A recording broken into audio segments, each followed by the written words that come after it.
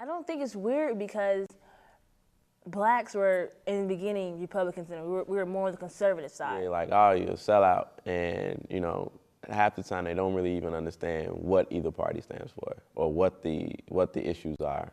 They've just been trained that black people are Democrats, white people are Republicans. But when I became a born-again Christian, I began to look at the values and look at the kinds of ideals politically that you know, coincided with what I believed.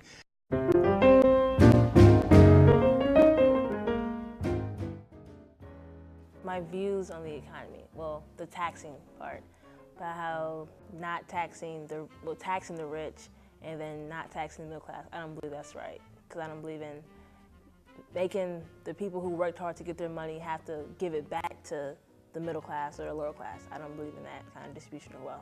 Things like gay marriage, I'm not necessarily a proponent of that.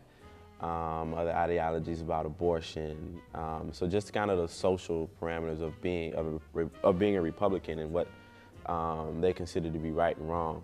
I kind of align myself more so with that. Some of the values like you know, being pro-life, some of the things concerning the gun laws and things concerning the homosexual agenda, things like that.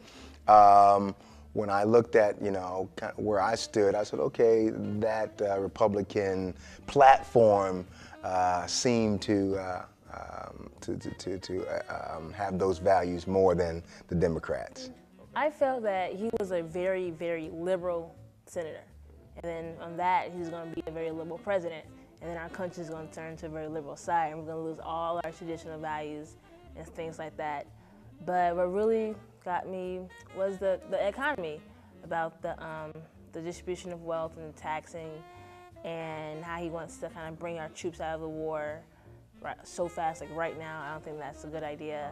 Barack Obama was the candidate that the country needed right now because he championed change, and the things that have been working over the last 8 years weren't about that. So to bring in the same system would have been counterproductive. In fact, when I saw that book, The Audacity of Hope, the title itself caught my attention, The Audacity of Hope. I'm an avid reader, so I just got that book and I ravaged it. You know, I just got in there and when I read, not just you know, just because he was a person of color, but again, a person that I was like, you know what? He's got a lot of substance. He brings a lot of hope. He brings a lot of inspiration. He brings a lot of leadership, something that this country has lacked in a long time, is real, definite, intelligent leadership. And I read about a man with vision. I read about a man who was able to work with lots of people and be able to dialogue with people who might have had differing opinions, you know, but still, it's okay to empathize. It's okay to disagree, but still saying we can come to the table and talk. When we leave this table, we may not agree, but at least we had the dialogue, and that to me stood for something. They have to appeal to the younger generation. They have to show that it's more than just these few issues. It's more than just taxes. And I think that's what happened this election, is that America got a broader view of what the economy is. It's more than just taxes. They got a broader view of what social issues are. It's more than just abortion and gay marriage.